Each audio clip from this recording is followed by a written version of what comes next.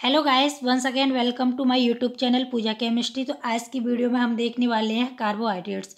तो गाइस, मैं यहाँ पे वीडियो स्टार्ट करने से पहले मैं आपको बता देती हूँ कि इस चैप्टर में आज हम कार्बोहाइड्रेट्स के इंट्रोडक्शन और इसकी क्लासिफिकेशन के बारे में हम बात करेंगे।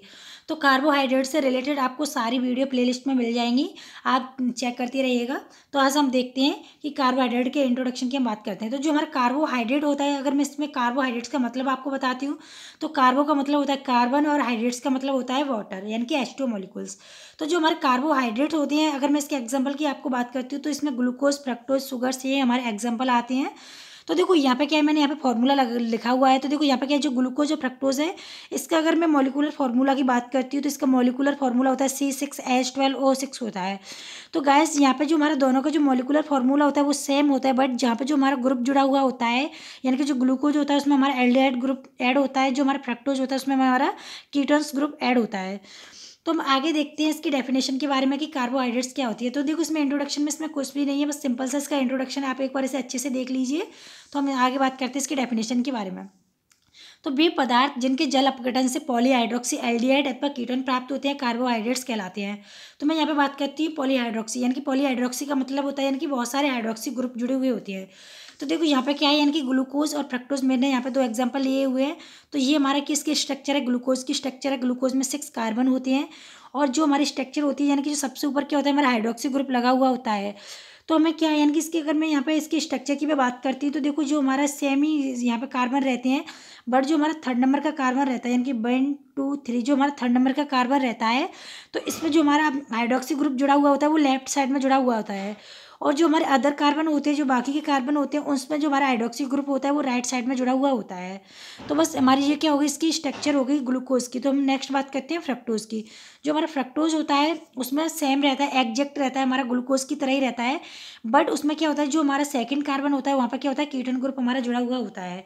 जो हमारा ग्लूकोज होता है उसमें एल्डिहाइड ग्रुप जुड़ा हुआ होता है। जो हमारा फ्रक्टोज होता है उसमें क्या जुड़ा हुआ होता है, हमारा कीटोन ग्रुप जुड़ा हुआ होता है। तो हम इसके इंट्रोडक्शन में आगे देखते हैं। कार्बोहाइड्रेट्स कार्बन, हाइड्रोजन और ऑक्सीजन से बने हुए अत्यंत महत्वपूर्ण पदार्थ होते हैं जो पेड़ पौधों में प्रचुरता से पाए जाते हैं।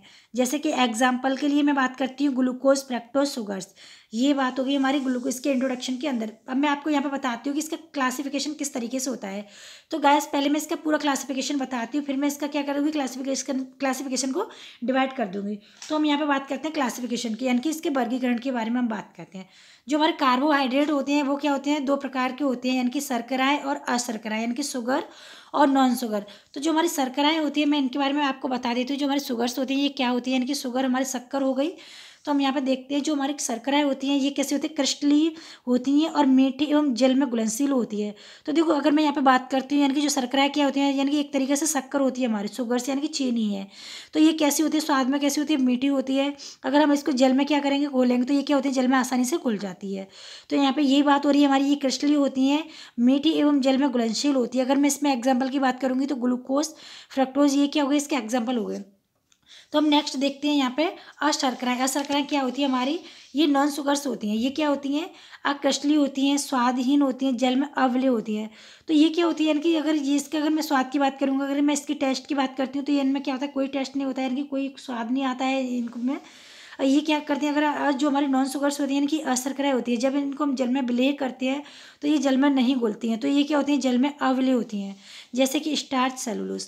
तो गैस हम आगे देखते हैं जो हमारी शर्कराएं होती हैं, यानी कि जो शुगर्स होती हैं, अगर मैं उनकी क्लासिफिकेशन की बात करती हूँ तो वो क्या होती हैं, यानी कि 2 प्रकार की होती हैं। एक होती है हमारी मोनोसैकेराइड्स, और जो सेकंड होती है हमारी वो क्या होती है, डाइसैकेराइड, मतलब ओलिगोसैकेराइड्स होती है। जो हमारी शर्कराएं होती हैं, यानी कि 2 प्रकार की होती है। फर्स्ट होती है हमारी मोनोसैकेराइड्स, सेकंड होती है हमारी ओलिगोसैकेराइड्स। जो हमारी मोनोसैकेराइड्स होती हैं, यानी कि 2 टाइप्स की होती हैं, एल्डोस और कीटोस होती हैं हमारी। और जो हमारी मोनोसैकेराइड, जो हमारी ओलिगोसैकेराइड्स होती है वो 3 टाइप्स की होती हैं, यानी कि डाइसैकेराइड, ट्राइसैकेराइड और पॉलीसैकेराइड्स होती हैं। जो हमारी डाइसैकेराइड्स होती है, अगर मैं इसके एग्जांपल की मैं बात करती हूँ, तो हमारी होती है सुक्रोज, माल्टोस। जो हमारे डाइसैकेराइड्स होते हैं इसमें क्या होता है, रेफिनोज होता है। और जो हमारे पॉलीसैकेराइड्स होते हैं वो कौन कौन से होते हैं, यानी कि ये 2 टाइप्स के होते हैं। यानी कि इसके अंदर क्या आता है, एक सम पॉलीसैकेराइड्स होता है, एक होता है हमारा विषम पॉलीसैकेराइड्स। तो गाइस आपको यहाँ पे मैंने एक सिंपल क्लासिफिकेशन बता दिया है। अभी मैं क्लासिफिकेशन को और अच्छे से समझाऊंगी आगे। तो हम यहाँ पे पहले देखते हैं एक तरीके, मतलब सिंपल यहाँ पे मैंने आपको समझाया है। तो देखो मैं क्या करती हूँ, इस क्लासिफिकेशन को डिवाइड करके मैं और आपको अच्छे से बताती हूँ, यानी कि इसका जो वर्गीकरण होता है कार्बोहाइड्रेट्स का किस तरीके से होता है। तो देखो यहाँ पे हम देखते हैं अच्छे से और देखते हैं कि जो हमारा वर्गीकरण होता है यानी कि दो प्रकार का होता है। तो एक होता है हमारा भौतिक गुणों के आधार पर होता है, एक होता है हमारा रासायनिक गुणों के आधार पर।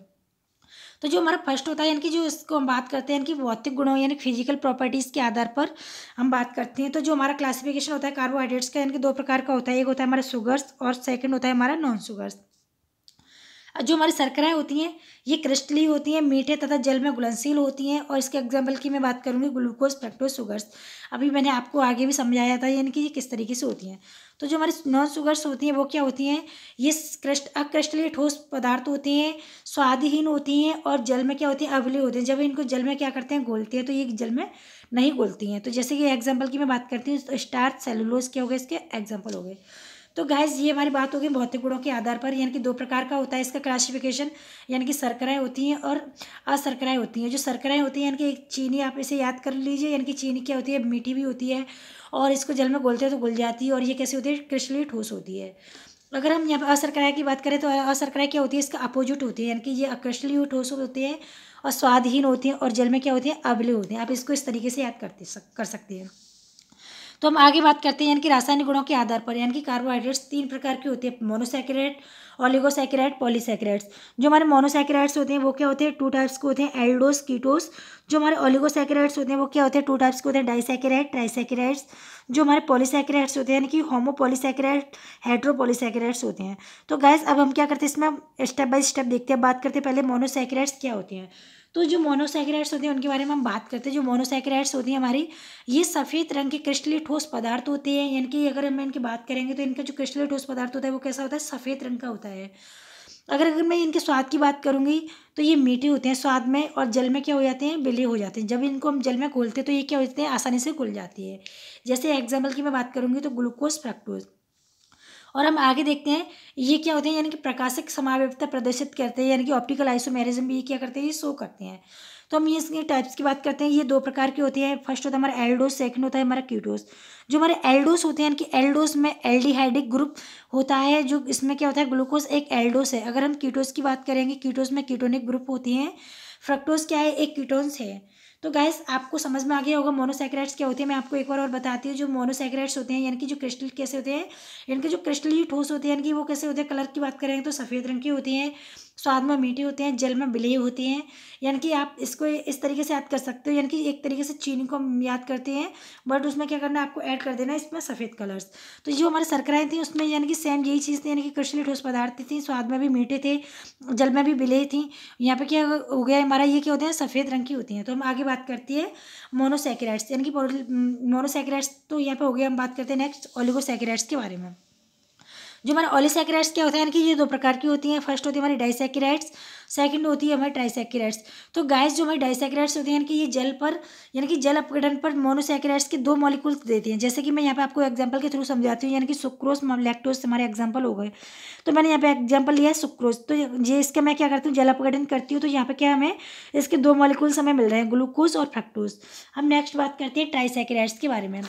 तो देखो ट्राइसैकेराइड्स हमारे क्या होती है, यानी कि जल अपघटन पर एक अणु मोनोसैकेराइड्स के तीन अणु देती हैं, यानी कि रेफिनोज क्या हो गए, इसके एग्जांपल हो गए। तो जैसे मैं आपको यहाँ पे बता रही थी, जो हमारे जो डाइसैकेराइड्स होते हैं यहाँ पे क्या होते हैं, दो मॉलिक्यूल्स मिलती हैं हमें। यहाँ पे क्या होती हैं, ट्राइसैकेराइड्स में तीन मॉलिक्यूल्स हमें मिलते हैं, यानी कि तीन अणु देते हैं। तो गैस आपकी समझ में आ रहा होगा। अब मैं हम यहाँ पे नेक्स्ट बात करते हैं पॉलीसैकेराइड्स क्या होते हैं। तो देखो पॉलीसैकेराइड्स का मतलब होता है, इसमें हम आगे देखते हैं, डेफिनेशन के थ्रू समझते हैं। पॉलीसैकेराइड्स के समान ये भी मोनोसैकेराइड्स के मॉलिक्यूल से मिलकर बनी होती हैं, किंतु बनने में मोनोसैकेराइड्स के कितने मॉलिक्यूल भाग लेंगे ये ज्ञात नहीं होता है। तो देखो जब हमने डाइसैकेराइड्स की बात की थी तो उसमें हमें क्या मिल रहे थे, दो मॉलिक्यूल्स मिल रहे थे। ट्राइसैकेराइड्स की हमने बात की थी तो वहाँ पर क्या हो रहा था, यानी कि तीन अणु मिल रहे थे। बट यहाँ पे पॉलीसैकेराइड्स में क्या होता है, यानी कि यहाँ पे कितने अणु बनेंगे, यानी कि कितने अणु भाग लेंगे, ये ज्ञात नहीं है हमें। तो देखो यहाँ पे क्या है, स्टार्च है, स्टार्च का फॉर्मूला मैंने यहाँ पे लिया है। तो मैं यहाँ पे इसका जल अपघटन कराती हूँ, तो यहाँ पे क्या हमें मिल रहा है, ग्लूकोज मिल रहा है। तो हमने यहाँ पे एन लगा दिया है, क्योंकि जो हमारे यहाँ पे मॉलिक्यूल हमें मिले हैं वो पता नहीं है हमें, यानी कि नंबरिंग वहाँ पे ज्ञात नहीं है, यानी कि हमें ये नहीं पता यहाँ पे हमें कितने मॉलिक्यूल्स यहाँ पे मिली है। जब हम क्या कहते हैं, यानी कि जो मॉलिक्यूल जल अपघटन कराते हैं तो हमें क्या होता है, यानी कि मोनोसैकेराइड के कितने मॉलिक्यूल भाग लेंगे ये हमें ज्ञात नहीं होता है। तो इसलिए हमने यहाँ पे क्या लगा दिया, एन लगा दिया है। तो अगर मैं इसके एग्जाम्पल की बात करूँगी तो स्टार्च, सेल, ग्लूकोज, सेलुलोज, ये क्या हो गए, इसके एग्जाम्पल हो गए। तो हम आगे देखते हैं, जो हमारे पॉलीसैकेराइड्स होते हैं ये क्या होते हैं, ये स्वादहीन अकृष्टलीय विलीय होती हैं। ये कैसे होते हैं, यानी कि स्वादहीन होती है, यानी इनमें कोई स्वाद नहीं होता है, अकृष्टलीय होती हैं। और ये क्या होती हैं, अविलीय होती हैं। ये दो प्रकार के होते हैं। फर्स्ट होता है हमारा सम पॉलीसैकेराइड, सेकंड होता है हमारा विषम पॉलीसैकेराइड्स। तो इनके एग्जाम्पल की मैं बात करती हूँ, स्टार्च, सेलुलोज हो गए हमारे, ये सम पॉलीसैकेराइड्स होती हैं। विषम पॉलीसैकेराइड्स हमारे इनुलिन्स होते हैं। तो गाइस आई होप आपको वीडियो अच्छी लगी होगी। प्लीज़ वीडियो अच्छी लगी हो तो वीडियो को लाइक, शेयर एंड सब्सक्राइब कर देना। Thanks for watching.